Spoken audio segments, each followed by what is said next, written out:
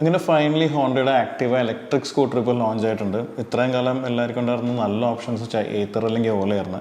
ഇത് രണ്ടും അത്ര റിലയബിൾ അല്ലാത്ത കമ്പനീസ് ആയതുകൊണ്ടും ഏത്തർ റിലയബിൾ ആണെന്ന് വേണമെങ്കിൽ പറയാം. പക്ഷേ ഓലക്ക് ഒരുപാട് കംപ്ലയിൻസ് ഒക്കെ ഉള്ള കാരണം ഇലക്ട്രിക് സ്കൂട്ടേഴ്സ് എടുക്കാൻ താല്പര്യം ഉണ്ടെങ്കിൽ ഒരുപാട് പേര് മടിച്ചേക്കണമായിരുന്നു. പക്ഷേ ഇപ്പോൾ ആക്റ്റീവ എന്ന് വെച്ചിട്ടുണ്ടെങ്കിൽ ഇന്ത്യയിലെ ബെസ്റ്റ് സെല്ലിംഗ് സ്കൂട്ടറാണ്. ഏകദേശം ഒരു മാസം 5,50,000 സ്കൂട്ടറാണ് ഇന്ത്യയിൽ വിട്ടുപോയിക്കൊണ്ടിരിക്കുന്നത് ആക്റ്റീവ സ്കൂട്ടർ. അതുകൂടാതെ ഏകദേശം ഒരു 40,000 സ്കൂട്ടറോളം എക്സ്പോർട്ടും ചെയ്യുന്നുണ്ട്. അപ്പോൾ അങ്ങനെ അത്ര റിലയബിൾ ആയിട്ടുള്ള ഹോണ്ടയുടെ ആക്റ്റീവ, ജാപ്പനീസ് ഹോണ്ട ആക്റ്റീവയുടെ ഇലക്ട്രിക് സ്കൂട്ടർ ഇപ്പോൾ ലോഞ്ച് ആയിട്ടുണ്ട്. ഇത് ഭയങ്കര ഇൻട്രസ്റ്റിംഗ് ആയിട്ടുള്ള സംഭവം. കാരണം കാണാനായിട്ടുള്ള ഒരു ഫ്യൂച്ചറിസ്റ്റിക് ആക്റ്റീവ പോലെ ഇരിക്കുന്ന ഇത് 2 ഓപ്ഷൻസിൽ ഇറങ്ങിയിട്ടുണ്ട്. ഇതിൻ്റെ ആക്റ്റീവ ഇലക്ട്രിക്, ആക്റ്റീവ ഇ എന്ന് പറഞ്ഞ ഇലക്ട്രിക് സ്കൂട്ടർ ഇറങ്ങിയിട്ടുണ്ട്. ഇതിൻ്റെ ഒരു ഹൈ എൻഡ് വേർഷനും ഉണ്ട്, പിന്നെ അതിൻ്റെ ഒരു QC1 എന്ന് പറഞ്ഞൊരു ചീപ്പർ വേർഷനും ഉണ്ട്. എനിക്കിതിൽ ഇൻട്രസ്റ്റിംഗ് ആയിട്ട് തോന്നുന്നത് ഇതിൻ്റെ ഹൈ എൻഡ് വേർഷൻ തന്നെയാണ്. കാരണം ഇതിൻ്റെ അകത്ത് സ്വാപ്പബിൾ ബാറ്ററീസ് ഉണ്ട്.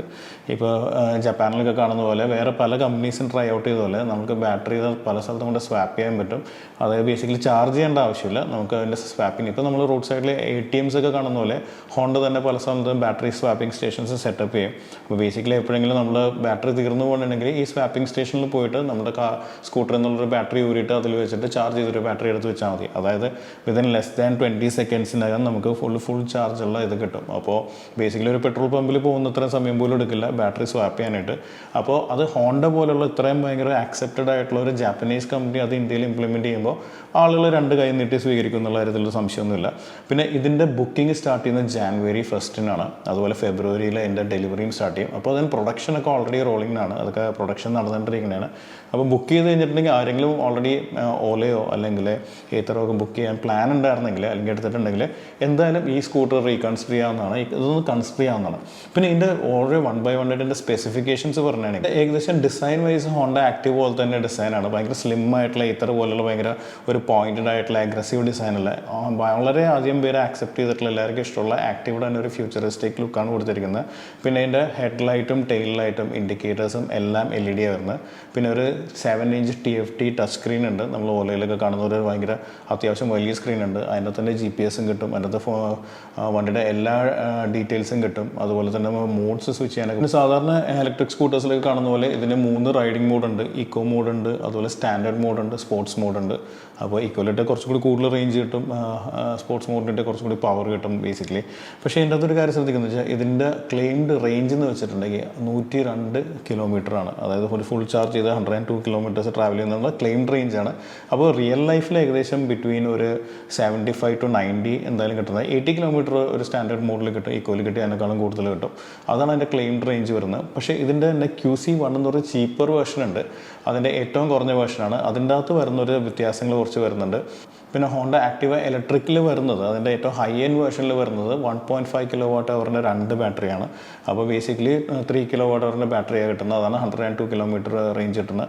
അതേസമയം അതിൻ്റെ കുറഞ്ഞ വേർഷനിൽ വരുന്നത് കുറച്ചും കൂടി ചെറിയ ബാറ്ററിയാണ്. അറൗണ്ട് 60 കിലോമീറ്റർ ആണ് അതിൻ്റെ റേഞ്ച് കിട്ടുന്നത്. 6 kW മോട്ടറാണ് വരുന്നത്. അതുകൊണ്ട് അത്യാവശ്യം നല്ല പവർ കിട്ടും. ഇതിൻ്റെ ഹൈ സ്പീഡ് എന്ന് പറഞ്ഞാൽ എന്താ ടോപ്പ് സ്പീഡ് എന്ന് പറഞ്ഞാൽ 80 km/h ആണ് പറയുന്നത്. അതിനേക്കാളും കൂടുതൽ സ്പീഡിലും പോകുന്നതാണ് എക്സ്പെക്ട് ചെയ്യുന്നത്. അറൗണ്ട് ഒരു സ്കൂട്ടറിന് നല്ല 80 km/h തന്നെ ധാരാളമാണ്. പിന്നെ ഇതിൻ്റെ ഗ്രൗണ്ട് ക്ലിയറൻസ് നല്ല ഇൻട്രസ്റ്റിംഗ് ആണ്. 177 mm ഗ്രൗണ്ട് ക്ലിയറൻസ് ഉണ്ട്. അപ്പോൾ ഏകദേശം ഒരു കാറിനൊക്കെ കാണുന്ന പോലെ തന്നെ കൈൻഡ് ഓഫ് ഒരു ഗ്രൗണ്ട് ക്ലിയറൻസ് നമുക്ക് ഇതിൻ്റെ അകത്ത് കിട്ടുന്നുണ്ട്. അപ്പോൾ ധൈര്യമായിട്ട് ഇന്ത്യൻ റോഡ്സിലൂടെ ഓടിച്ചുകൊണ്ട് പോകാൻ പറ്റും സ്കൂട്ടറാണ്. പിന്നെ അതുപോലെ തന്നെ അലോയ് വീൽസ് വരുന്നുണ്ട്. 12 ഇഞ്ചിൻ്റെ ഡയമണ്ട് കട്ട് അലോയ് വീൽസാണ് വരുന്നത്. അത് കൂടാതെ തന്നെ ഫ്രണ്ടിൽ ഡിസ്ക് ബ്രേക്കും ബാക്കിൽ ഡ്രം ബ്രേക്സ് വരുന്നത്. സാധാരണ കാണുന്ന പോലെ തന്നെ ഇതിൻ്റെ ഹാൻഡിലിൻ്റെ അടുത്ത് തന്നെ ഇതിൻ്റെ സ്റ്റാർട്ട് സ്റ്റോപ്പ് ബട്ടൺ ഉണ്ട്. പിന്നെ ഇതിൻ്റെ വരുന്നൊരു സ്മാർട്ട് കീ ആണ്. നമ്മൾ കാറിലൊക്കെ കാണുന്ന പോലെ ഓൺ ഓഫും ചെയ്യാനുള്ള ഫീച്ചേഴ്സുള്ള നമുക്ക് കീ ആയിട്ട് ഇടേണ്ട ആവശ്യമില്ല സാധാരണ ഇലക്ട്രിക് സ്കൂട്ടേഴ്സിൽ കാണുന്ന പോലെ. പിന്നെ ഇതിൻ്റെ ബൂട്ട് ഓപ്പൺ ചെയ്യാനായിട്ട്, സീറ്റ് ഓപ്പൺ ചെയ്യാനായിട്ടുള്ള ഒരു അഡീഷണൽ ബട്ടൺ വരുന്നുണ്ട്. പക്ഷേ വേറൊരു ഡ്രോബാക്ക് ആയിട്ട് എനിക്ക് തോന്നിയെന്ന് വെച്ചാൽ ഇത് തുറന്നു കഴിഞ്ഞിട്ടുണ്ടെങ്കിൽ ഇതിൻ്റെ ബൂട്ട് സ്പേസ് തീരെയില്ല. കാരണം 2 സ്വാപ്പബിൾ ബാറ്ററി ഇരിക്കുന്നുണ്ട്. നമുക്ക് സാധാരണ ഹെൽമെറ്റ് ഇറക്കി വെക്കാവുന്ന ടൈപ്പ് സ്പേസ് ഒന്നും കിട്ടില്ല. അത് സാധാരണ ഇലക്ട്രിക് സ്കൂട്ടേഴ്സിൽ അങ്ങനെ അധികം സ്പേസ് കിട്ടാറില്ല. അതുകൊണ്ടൊരു വലിയൊരു പോരായ്മയായിട്ട് കാണേണ്ട ആവശ്യമില്ലതാണ്. പക്ഷേ ഇതിനെക്കുറിച്ച് പറയുകയാണെങ്കിൽ 2 ഓപ്ഷൻ വരുന്നുണ്ട്. അതായത് ആരെയും ബുദ്ധിമുട്ടിക്കാൻ വിഷമിപ്പിക്കാണ്ടിരിക്കാൻ. ഇപ്പോൾ ഒരു ആദ്യത്തെ QC1 എന്ന് പറയുന്ന ഏറ്റവും ചീപ്പർ വേർഷൻ എനിക്ക് തോന്നുന്നു അപ്രോക്സിമേറ്റ്ലി പറഞ്ഞാൽ 69,000 ആയിരിക്കും ചീപ്പർ വേർഷന് വില വരാവുന്നത്. എന്തായാലും 1 lakhന് എബോവ് ആയിരിക്കും ഇതുപോലെ ഹോണ്ട ആക്റ്റീവ ഇലക്ട്രിക് എന്ന് പറഞ്ഞാൽ അതിൻ്റെ ഹൈ എൻഡ് വേർഷൻ്റെ വില വരാൻ പോകുന്നത്. ഇത് രണ്ടും തമ്മിലുള്ള ഡിഫറൻസ് എന്ന് വെച്ചിട്ടുണ്ടെങ്കിൽ ഇപ്പോൾ ഞാൻ പറഞ്ഞിട്ടിരിക്കുന്ന Honda electric Activa electric Activa E എന്ന് പറഞ്ഞാൽ ഹൈ എൻഡ് സ്കൂട്ടറിൽ വരുന്നത് നല്ല പവർഫുള്ളായിട്ടുള്ള ഒരു ഡയറക്റ്റ് ഡ്രൈവ് മോട്ടറാണ് 6 kWh. അതേസമയം ഈ പറയുന്ന ഇതിന് ഏകദേശം 80 km/h ടോപ്പ് സ്പീഡും ഉണ്ട്. നമ്മൾ ഈ പറഞ്ഞ അതിൻ്റെ കുറഞ്ഞ വേർഷനിൽ വരുന്നത് ഹോണ്ട ആക്ടിവയുടെ QC1 എന്ന് പറയുന്ന ഏറ്റവും ചീപ്പർ മോഡലിൽ വരുന്നത് ഒരു ഹബ് മോട്ടറാണ്. ഇതിൻ്റെ കോമഡി എന്ന് വെച്ചിട്ടുണ്ടെങ്കിൽ ഇതിൻ്റെ സ്റ്റാൻഡേർഡ് മോഡൽ ഇതിൻ്റെ ഇക്കോ മോഡലിൽ കിട്ടാവുന്ന ടോപ്പ് സ്പീഡ് 30 km/h ആണ്.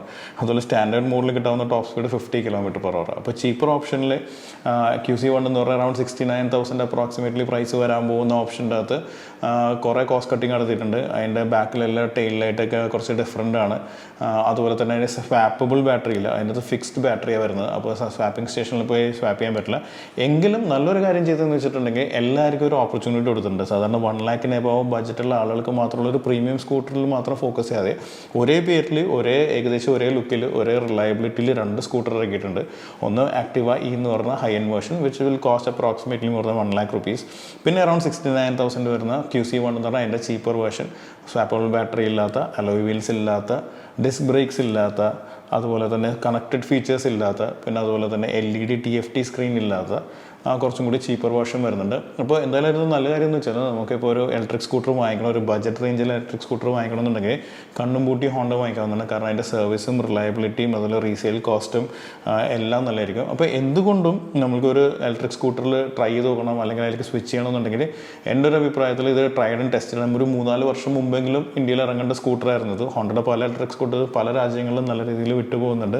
ഭയങ്കര റിലയബിൾ ആയിട്ടുള്ള നല്ല ഫീഡ്ബാക്ക് ഓൾറെഡി കിട്ടിയിട്ടുണ്ട്. ട്രൈഡ് ആൻഡ് ടെസ്റ്റഡ് ആയിട്ടുള്ള ഒരു സ്കൂട്ടറാണിത്. അതുകൊണ്ട് തന്നെ ഇന്ത്യയിൽ അതിൻ്റെ അനുസരിച്ചുള്ള ഇന്ത്യൻ ചേഞ്ചസ് വെച്ച് ഇപ്പോൾ ഭയങ്കര ഹൈ ഗ്രൗണ്ട് ക്ലിയറൻസും പിന്നെ IP65 കംപ്ലീറ്റ് വാട്ടർ പ്രൂഫും ഡസ്റ്റ് പ്രൂഫ് ആയിട്ടുള്ള ബാറ്ററിയൊക്കെ വെച്ച് ഇന്ത്യയിൽ ഇറങ്ങുമ്പോൾ എൻ്റെ ഒരു അഭിപ്രായത്തിൽ ഞാനാണെങ്കിൽ ഒരു കണ്ണും പൂട്ടി ഇത് വാങ്ങിക്കാൻ വേറെ വലിയ പ്രോബ്ലംസ് ഒന്നും ഉണ്ടാവില്ലെന്നാണ് പ്രതീക്ഷിക്കുന്നത്. ഹോണ്ട പോലത്തുള്ള വലിയൊരു കമ്പനി ആയതുകൊണ്ട് അവർ വളരെ സൂക്ഷിച്ച് ഒരുപാട് നേരം ഫീഡ്ബാക്ക് എടുത്ത് നന്നായിട്ട് ഓപ്പറേഷൻ റിസർച്ച് ഒക്കെ നടത്തിയിട്ടാണ് ഈ സ്കൂട്ടർ ഇറക്കുന്നത്. ഈ വണ്ടിയുടെ ഭയങ്കരമായിട്ട് ഡീറ്റെയിൽഡ് ആയിട്ടുള്ള റിവ്യൂ ഞാൻ അടുത്ത് തന്നെ പോസ്റ്റ് ചെയ്യുന്നതായിരിക്കും.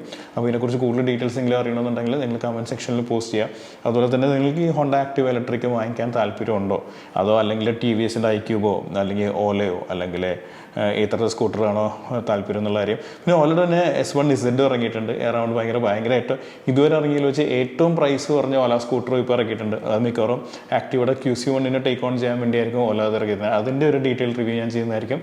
എന്തായാലും നിങ്ങൾക്ക് ഈ വീഡിയോ യൂസ്ഫുൾ ആയിട്ട് തോന്നിയെങ്കിൽ ഈ ചാനൽ സബ്സ്ക്രൈബ് ചെയ്യുക. അതുപോലെ കമൻറ്റ് സെക്ഷനിൽ നിങ്ങളുടെ ഫീഡ്ബാക്കോ എന്തെങ്കിലും അഭിപ്രായമാണെങ്കിൽ അത് പോസ്റ്റ് ചെയ്യുക. അപ്പോൾ നമുക്ക് മറ്റൊരു വീഡിയോയിലൂടെ വീണ്ടും കാണാം. Till then bye.